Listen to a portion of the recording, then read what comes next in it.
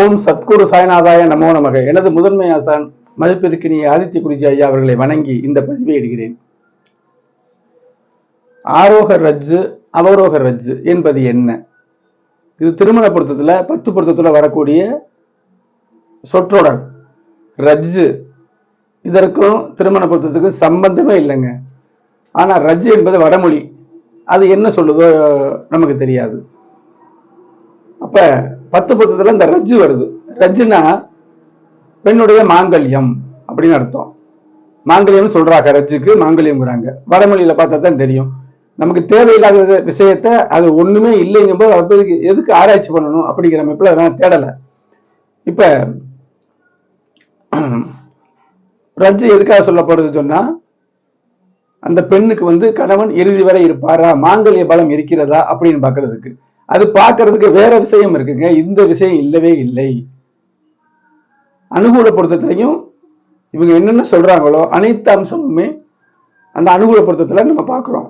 ஜாதகர் வலிமை, வருமானம், ஆண் பெண் 2 பேரையும் சொல்றேன். ஜாதகர் வலிமை, ஆயுள் பலம், அதை முதல்ல சொல்லிடுவோம். ஆரோக்கிய ஆயுள் நல்லா இருக்கணும். அதிர்ஷ்டம் இருக்கணுங்கிறது வேற. திருமணம் பண்ற அனைவருக்குமே அதிர்ஷ்டம் இருக்குன்னு சொல்ல முடியாது.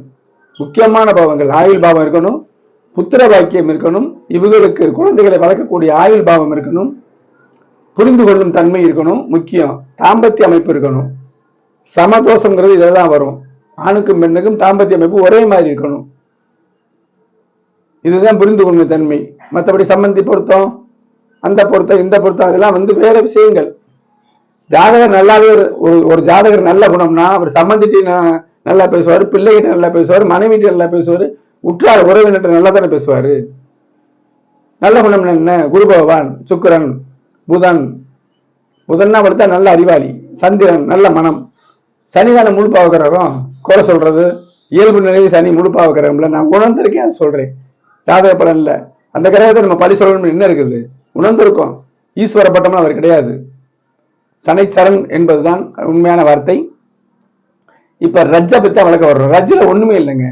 ரஜ்ஜு அது கிடையவே கிடையாது. திருமண பொருத்தத்துல நான் உள்ள வரும் பொழுதே 10 பொருத்தம் பார்க்க மாட்டேன். சம்மதம்னா பாருங்க, தெரியுங்க. நீங்க அதை சுத்தமாகவே உங்க குருநாதரை போல நீங்களும் அது இல்லைங்கிறீங்க, அது வேணாம், ஜாதக அனுகூலப்படி நீ சொல்லுங்க அப்படின்னு வர்றாங்க. மன நிறைவா இருக்கு. இது பூரா கிரக சுபத்துவ பாவத்துவத்துக்கு தான் சேரும். நம்ம ஒரு கருவி தான். இதைத்தான் நம்ம இதை கொஞ்சம் டீட்டெயிலாக விளக்கிறேன். அதுக்கு முன்னாடி அஸ்ட்ரோ சாய் செல்வம் அப்படிங்கிற என் யூடியூப் சேனல்ல கிரக பாவ சுபத்துவ சூட்சும கோட்பாடின்படி வீடியோக்கள் நிறைய இருக்கு, போய் பாருங்க. கல்வி, வேலைவாய்ப்பு, திருமணம், திருமணத்தின் தரம், 2ஆம் திருமணம், வெளிநாட்டு வாழ்க்கை, அவருடைய சம்பாத்தியமே எவ்வளவு, அவர் குணம் என்ன, அந்த ஜாதகத்தில் தாய் எப்படி, தந்தை எப்படி, சகோதரர்கள் எப்படி, தாய்மாமன் எப்படி, அவருடைய எதற்காக பிறந்திருக்காங்கிற அந்த முக்கியமான சுபத்துவ கிரகம், இதையெல்லாம் பார்த்து சரி வேலைக்கு போவாரா, தொழில் பண்ணுவாரா, ரெண்டுமே இல்லாம இருப்பாரா, பூர்வீக சொத்துனால பழச்சிக்கிட்டு இருக்காரா, அத்தனையும் பார்க்கலாம். 12 பாவக தொடர்புகள், கிரக தொடர்புகள், சுபத்துவ பாவத்துவம் தான். இதுல வேற எதுலையுமே ஜாதக பலன் இல்லை அப்படிங்கிற அமைப்பு. இதெல்லாம் உள்பட்ட வீடியோக்கள் இருக்குது. 1300க்கும் மேற்பட்ட வீடியோக்கள் இருக்குது. அதை பார்த்து பயன்பெறுங்கள். உங்களுக்கு எந்த ஒரு சந்தேகம் இருந்தாலும் ஜோதிடத்துல 90 80 57 1370 வாட்ஸ்அப் நம்பருக்கு வாட்ஸ்அப் பண்ணுங்க, முன்பதிவு செய்யுங்க. திருமணம் பொறுத்த சிசேரியனுக்கு முதன்மையாக சொல்லப்படும். தாமதமாக தெரிந்து கொள்ளலாம் அப்படிங்கிற அவசரம் இல்லாமல் தெரிந்து கொள்ளலாம் என்ற விஷயங்களுக்கு 2-3 நாட்கள் ஆகும். பொறுமையோடு இருந்து கிரக விளக்கத்தோடு பலன்கள் திருமணம் பொறுத்த வெகு சிறப்பாக பார்க்கப்படும். இந்த மாதிரி ரஜ்ஜு கிஜெல்லாம் உள்ள போகாம அனுகூல அமைப்பு, ஜாதக அமைப்பு, ஒரு ஜாதகத்திலேயே அவர் எப்படி, மனைவி எப்படி, திருமண வாழ்வு எப்படி, 2ஆம் பாவம் 7ஆம் பாவம், ஜாதகர் ராசி, அதிர்ஷ்டம் இருக்காங்கிறது 5 9 மறையக்கூடாது. இப்படி எல்லையற்ற ஒரு ஆர்வமான சொல்லக்கூடிய அமைப்புல இந்த வேத ஜோதிடம் இருக்கிறது. அந்த முறையில பாக்குறேன். திருமணத்துக்கு பிறகு வாழ்வு எப்படிங்கிறத ஹைலைட்டு. சிசேரியன் குறிக்கும் பொழுது பெற்றோர் ஜாதகத்துல குழந்தை அமைப்பு எப்படி இருக்குன்னு பார்த்து நல்லா நான் குறிச்சு கொடுக்கறதுக்கு ரெடி. உங்களுக்கு அந்த பிராப்தம் இருக்கா பார்க்கணும்ல, உங்க ஜாதகத்துக்கு சேர்த்து பார்க்கப்படும். இப்ப ரஜ்ஜுக்கு விளக்கு பார்ப்போம். ரஜ்ஜு ஒண்ணுமே இல்லை, ஆரோகம் அவரோகம். ரஜ்ஜுவே ஒண்ணும் இல்லை, அப்புறம் என்ன ஆரோகம் அவரோகம்? ஆரோகம் ஏதோ ஒரு கட்டத்தை போடுவாங்க, நம்ம போட்டு இப்படியே வரைவாங்க, வரைஞ்சு எனக்கு பார்ப்பாங்க.